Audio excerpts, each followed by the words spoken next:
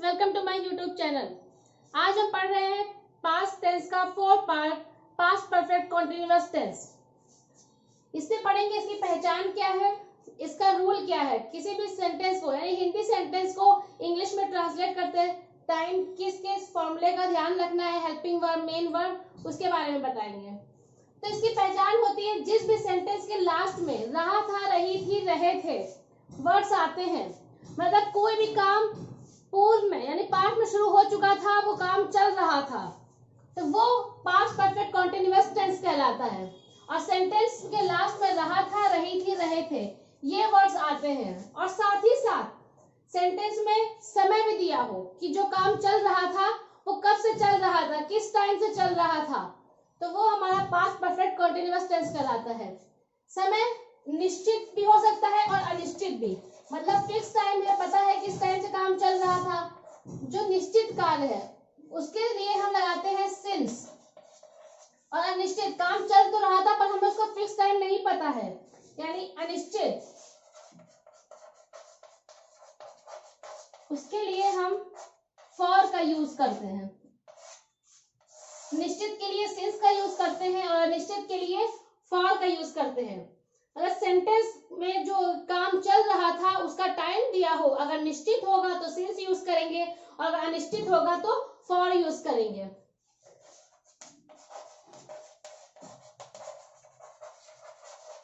आज हम इसका फर्स्ट पार्ट पढ़ते हैं, अफर्मेटिव सेंटेंस या सिंपल सेंटेंस।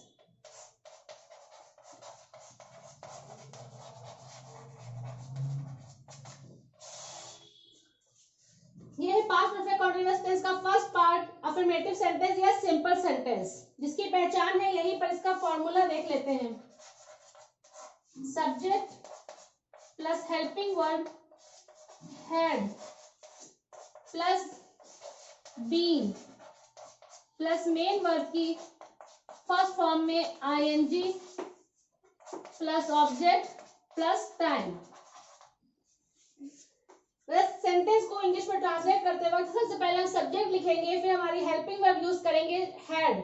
हैड सिंगुलर के साथ भी आएगी और हैड प्लूरल के साथ भी आएगा। मतलब सेंटेंस सिंगुलर है तो भी हैड यूज करेंगे, अगर प्लूरल है तो भी हैड ही यूज करेंगे, और साथ में बीन लगाएंगे। फिर मेन वर्ब जो हमारी वर्ब है, मेन वर्ब है, उसकी फर्स्ट फॉर्म यूज करेंगे और फर्स्ट फॉर्म में आईएनजी लगाएंगे।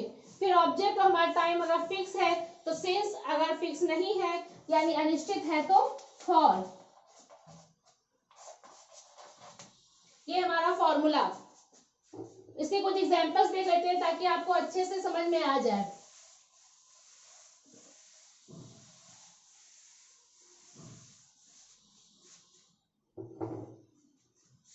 तो इसका एग्जांपल देख लेते हैं।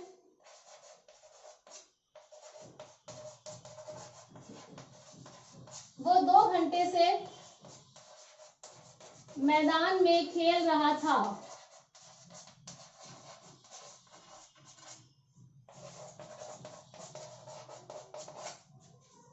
वो 2 घंटे से मैदान में खेल रहा था, तो हमारा सब्जेक्ट है वो, तो ही। फिर हम यूज करेंगे हमारी हेल्पिंग वर्ब, हेल्पिंग वर्ब है हैड, चाहे सिंगुलर हो या प्लूरल हो हम यूज करेंगे हैड। तो ही हैड बीन। फिर मेन वर्ब है हमारी खेलना, खेल, इसके लिए हमें प्ले, फर्स्ट फॉर्म है प्ले और फर्स्ट फॉर्म में एनजी लगाना है तो हो जाएगा playing. He had been playing. हमारा ऑब्जेक्ट, कहाँ खेल रहे थे, मैदान में, इन द फील्ड। कब से खेल रहे थे, अब टाइम भी दिया हुआ है, 2 घंटे से खेल रहे थे। 2 घंटे ये फिक्स नहीं है कि इस टाइम से खेल रहे थे, कोई भी 2 घंटे हो सकते हैं, सुबह के भी हो सकते हैं, शाम के भी हो सकते हैं। अगर फिक्स टाइम दिया होता तो हम सिंस का यूज करते हैं, लेकिन ये निश्चित नहीं है 2 घंटे, तो यहाँ पर हम यूज करेंगे फॉर। 2 घंटे के लिए 2 आवर्स। तो वो 2 घंटे से मैदान में खेल रहा था, तो ही हमारा सब्जेक्ट हो गया, हमारी हेल्पिंग वर्ब हैड और बीन, और हमारी मेन वर्ब की फर्स्ट फॉर्म में आईएनजी तो playing, he had been playing, और हमारा ऑब्जेक्ट है इन द फील्ड और टाइम फिक्स नहीं है तो हम फॉर लगाएंगे 2 आवर्स, 2 घंटे के लिए। He had been playing in the field for 2 hours। एक एग्जाम्पल और देख लेते हैं ताकि आपको अच्छे समझ में आ जाए। वो सुबह से न्यूज़पेपर पढ़ रहा था। वो सुबह से न्यूज़पेपर पढ़ रहा था। सुबह से अखबार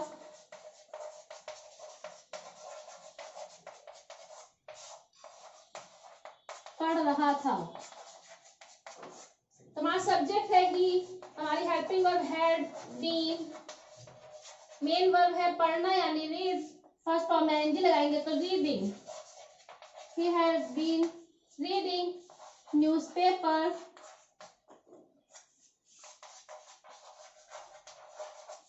सुबह से, सुबह हमारा फिक्स है। सुबह सबको पता है कि सुबह का टाइम है, शाम में नहीं चेंज हो जाएगा, इसलिए हमारा फिक्स टाइम है। तो यहाँ पर हम यूज करेंगे सुबह के लिए सिंस। अगर 2 घंटे 3 घंटे दिया होता तो हम फॉर यूज करते, क्योंकि वो फिक्स टाइम नहीं था। लेकिन सुबह हमारा फिक्स है, सुबह मॉर्निंग, तो हमारी सिंस मॉर्निंग, इसलिए हम यहाँ पर सिंस यूज करेंगे। He had been reading newspaper since morning, ये सुबह से फिक्स टाइम है और फिक्स टाइम के लिए हम यूज करते हैं since।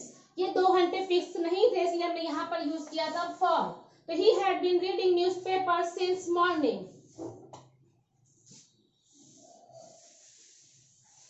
और एग्जांपल्स देख लेते हैं ताकि आपको और क्लियरली समझ में आ जाए।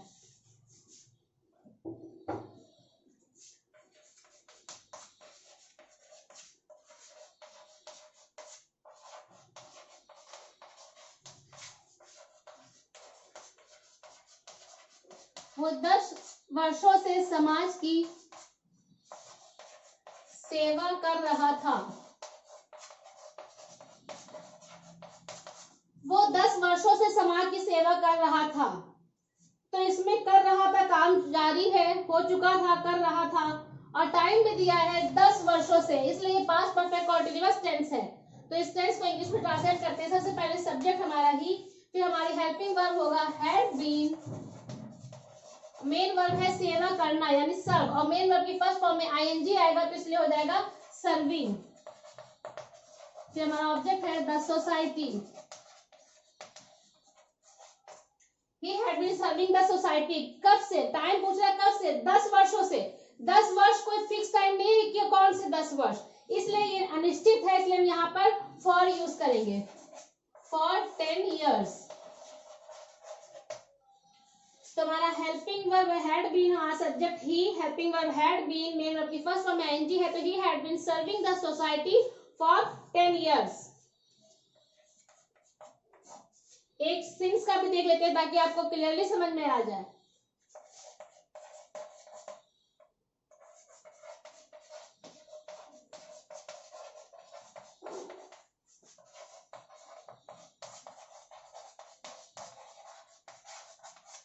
मैं 2010 से यहाँ पढ़ा रही थी, काम जारी हो चुका था यानी काम चल रहा था, पढ़ाने का काम चल रहा था, इसलिए पास्ट परफेक्ट कॉन्टिन्यूअस टेंस का लाएगा। और साथ में क्योंकि समय भी दिया हुआ है, कब से, 2010 से। 2010 जो है ये हमारा फिक्स टाइम है, तो इसका ट्रांसलेट है। सबसे पहले सब्जेक्ट बनाएंगे आई, हेल्पिंग वर्ब हमारा हैड बीन, पढ़ाना हमारी मेन वर्ब है तो आई हैड बीन टीचिंग, यहाँ के लिए हम यूज करेंगे हेयर।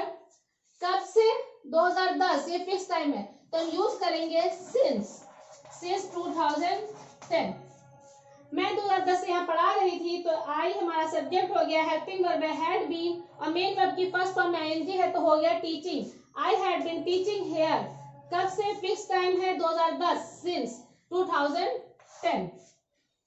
तो ये हमारा पास्ट परफेक्ट कॉन्टिन्यूअस टेंस का फर्स्ट पार्ट अफर्मेटिव और सिंपल सेंटेंस कंप्लीट हुआ। उम्मीद करती हूँ कि आप लोगों को मेरा वीडियो पसंद आया और ये टेंस अच्छे से समझ में आया होगा। थैंक यू फ्रेंड्स मेरी वीडियो को पसंद करने के लिए, और प्लीज लाइक और शेयर और सब्सक्राइब करना बिल्कुल मत भूलिएगा ताकि मेरी नेक्स्ट वीडियोस जो इसके और भी पार्ट्स हैं वो आप तक पहुंच सके। Thank you.